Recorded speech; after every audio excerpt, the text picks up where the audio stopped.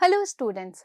आज हम class 8 Honey due का first chapter the best Christmas present in the world के बारे में पढ़ेंगे। प्रेजेंट का मतलब होता है बच्चों तोहफा या गिफ्ट। इस कहानी में एक सैनिक है जिसका नाम है जिम मैकफिरसन। वो अपनी वाइफ कॉनी को एक लेटर लिखता है और उस लेटर में क्रिसमस की सुबह हुई एक अद्भुत घटना का वर्णन करता है। ये कहानी उसी के बारे में है। तो आओ कहानी शुरू करते हैं, लेकिन कहानी शुरू करने से पहले क्या पढ़ेंगे? Before you read, there are some dates or period of time in the history of the world that are so significant that everyone knows and remembers them. विश्व के इतिहास में ऐसे कुछ समय, ऐसे कुछ पल होते हैं जो इतने सिग्निफिकेंट यानी कि महत्वपूर्ण होते हैं, जिनके बारे में हर कोई जानता है और जिन्हें सब क्या करते हैं? याद भी रखते हैं। Remember them. The story you will read mentions one such date and event.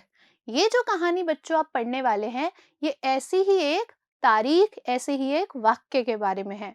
कौन सा वाक्य? A war between the British and the Germans in 1914. 1914 में ब्रिटिशर्स और जर्मन के बीच हुए एक युद्ध के बारे में है। Can you guess which war it was? क्या आप अनुमान लगा सकते हैं कि वह कौन सा युद्ध था? तो 1914 में बच्चों वर्ल्ड वॉर फर्स्ट हुआ था। आओ अब कहानी शुरू करते हैं। I spotted it in a junk shop in Bridport. मैंने उसे ब्रिडपोर्ट की एक कबाड़ की दुकान में देखा। किसे देखा बच्चों? अ रोल टॉप डेस्क, एक रोल टॉप डेस्क को। रोल टॉप डेस्क यानी बच्चों ऊपर से रोल हुई हुई यानी घूमी हुई desk. The man said it was early 19th century. उस व्यक्ति ने कहा, किस व्यक्ति ने? जो कबाड़ की दुकान में था, उसने कहा कि ये 19वीं शताब्दी के शुरुआत की है। एंड ओक, और बलूत की लकड़ी से बनी हुई है। बलूत की लकड़ी बच्चों फर्नीचर बनाने में काम आती है। आई हैड वॉन्टेड वन, मैं वैसी एक चाहता था। But they were far too expensive, लेकिन वो क्या होती थी? बहुत ही ज्यादा महंगी होती थी, एक्सपेंसिव होती थी। अब बच्चों यहाँ तक हमने कुछ हार्ड वर्ड्स भी देखे, तो हम उन्हें एक बार फिर से क्या करेंगे? रिवाइज करेंगे। स्पॉटेड इट यानी खोजना या देखना। जंक यानी बच्चों कबाड़, और ओक यानी होता है बलूत की लकड़ी। This one was in a bad condition. ये क्या थी? ये बहुत ही बुरी हालत में थी, बैड कंडीशन में थी। The role top in several pieces. Role top क्या था? बहुत टुकड़ों में बटा हुआ था। वन लेग क्लमजीली मेंडेड, उसका एक पैर बेढंग तरीके से क्या था? मुड़ा हुआ था। किसका पैर? डेस्क का। Scotch marks all down one side, और एक तरफ क्या थे? पूरे जले हुए निशान थे। यानी कि बच्चों वो जो डेस्क वो लेना चाह रहा था, वो एक तरफ से तो पूरी तरीके से मुड़ी हुई थी, और उसका एक पैर क्या था? उस पर जले हुए निशान थे, यानी कि वो इतनी बुरी हालत में थी। क्लमजीली यानी होता है बच्चों बेढंग, मेंडेड यानी होता है मुड़ा हुआ, और स्कॉच मार्क्स यानी जले हुए निशान। It was going for very little money, ये बहुत ही कम पैसों में जा रही थी, बहुत ही कम पैसों में बिक रही थी। क्यों? क्योंकि उसकी हालत क्या थी? बहुत ही ज्यादा खराब थी। आई थॉट, मैंने सोचा, आई कुड रिस्टोर इट, कि मैं इसे पुनः स्थापित कर सकता हूँ, यानी कि फिर से ठीक कर सकता हूँ। It would be a risk, ये एक जोखिम होगा। अ चैलेंज, एक क्या होगा? चुनौती होगा। But I had to have it, लेकिन मुझे वो चाहिए थी। यानी कि उस डेस्क को फिर से ठीक करना बहुत चुनौती भरा और जोखिम भरा काम था, लेकिन फिर भी वो मुझे चाहिए थी। तो I had paid the man and brought it back, तो मैंने उस व्यक्ति को पैसे दिए और उसे वापस ले आया, उस डेस्क को वापस ले आया। कहाँ?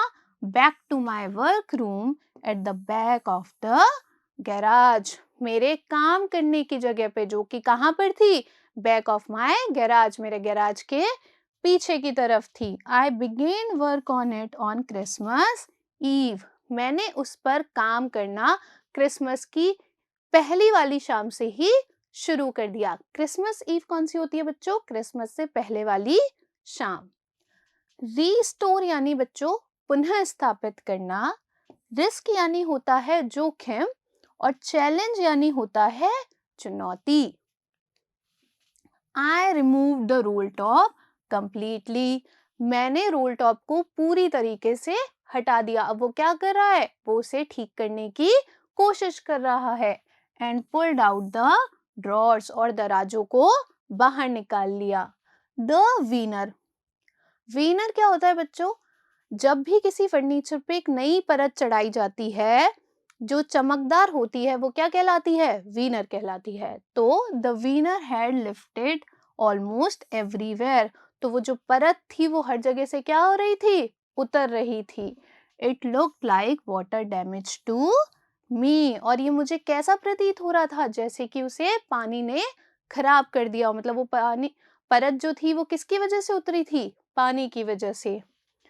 Both fire and water had clearly taken their toll on this desk. दोनों ही आग और पानी ने ऐसा दिख रहा था कि उससे टोल ऑन लिया हो, यानी कि उससे क्या किया हो? वसूली की हो, यानी कि दोनों ही आग और पानी ने उसे पूरी तरीके से खराब कर दिया था।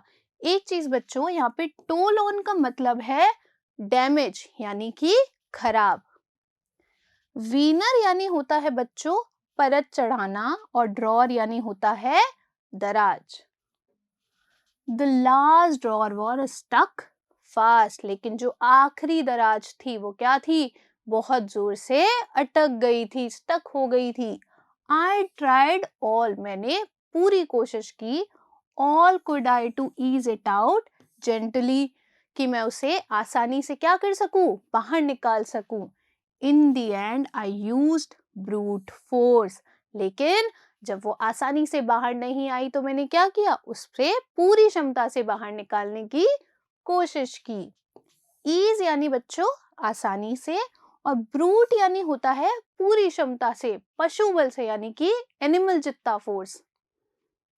आई struck it sharply with the side of my fist, मैंने अपनी मुट्ठी के एक साइड से उससे जोर से मारा। किसे मारा? डेस्क पर।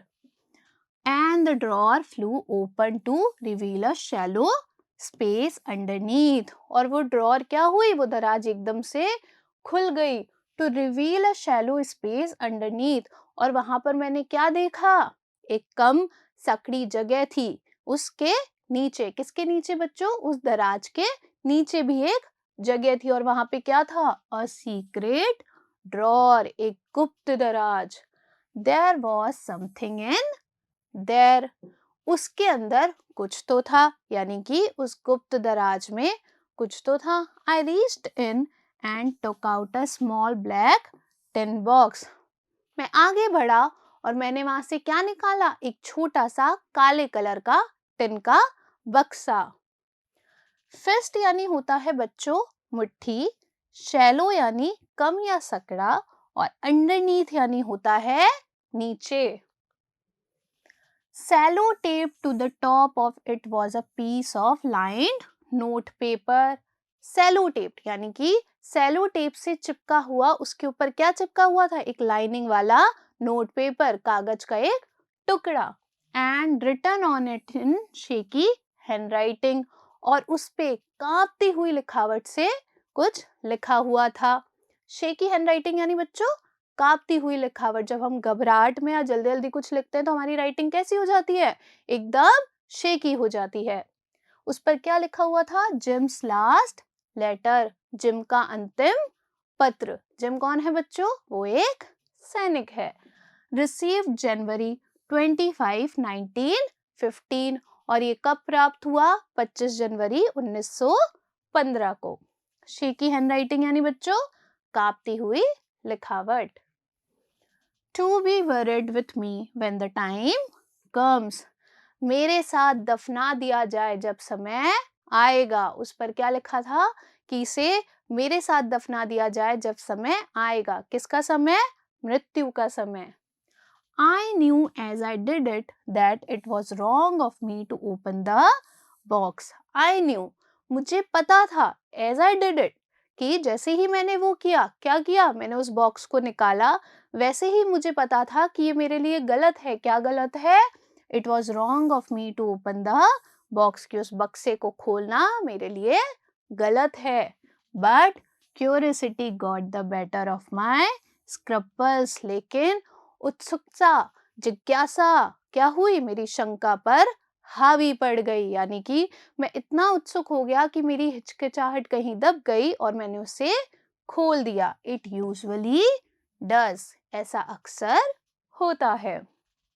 बरेड यानी बच्चों दफनाना, क्यूरियोसिटी यानी जिज्ञासा और स्क्रपल्स यानी होता है बच्चों संदेह या शक.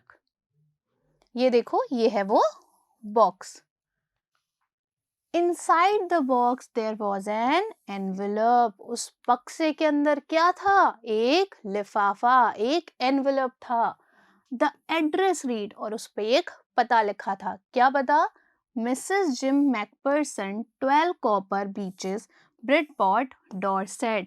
और उस पे एड्रेस लिखा था Mrs. Jim McPherson. यानी कि ये लेटर उसने किसको लिखा है? अपनी वाइफ को लिखा है, जो कि कहाँ पर रहती है बच्चों?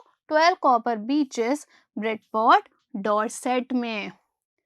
अब बच्चों डॉर्सेट इंग्लैंड की एक जगह है, ठीक है.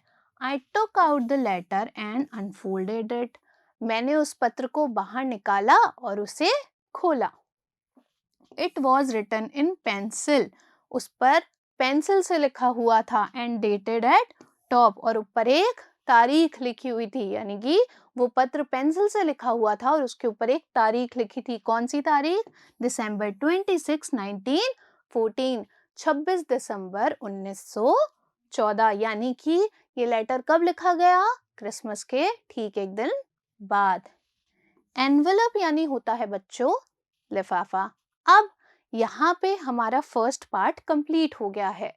तो अब हम इसे रिवाइज करने के लिए क्या कर सकते हैं बच्चों? सवाल और जवाब यानी कि क्वेश्चन आंसर्स. तो हम एक दो क्वेश्चन आंसर्स देखेंगे जिससे कि हमारा चैप्टर फिर से रिवाइज हो जाए. पहला सवाल है, what did the author find in a junk shop? Author को, लेखक को कबाड़ की दुकान में क्या मिला? तो इसका जवाब है, the author found a role top desk in a junk shop. Author को जंक शॉप में, कबाड़ की दुकान में एक रोल टॉप डेस्क मिली. दूसरा सवाल देखिए, what did he find in a secret drawer? उसे उस गुप्त दराज में क्या मिला?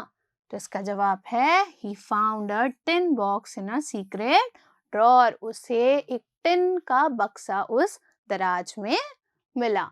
इसके आगे की कहानी बच्चों हम पार्ट सेकंड में कंटिन्यू करेंगे. Thank you.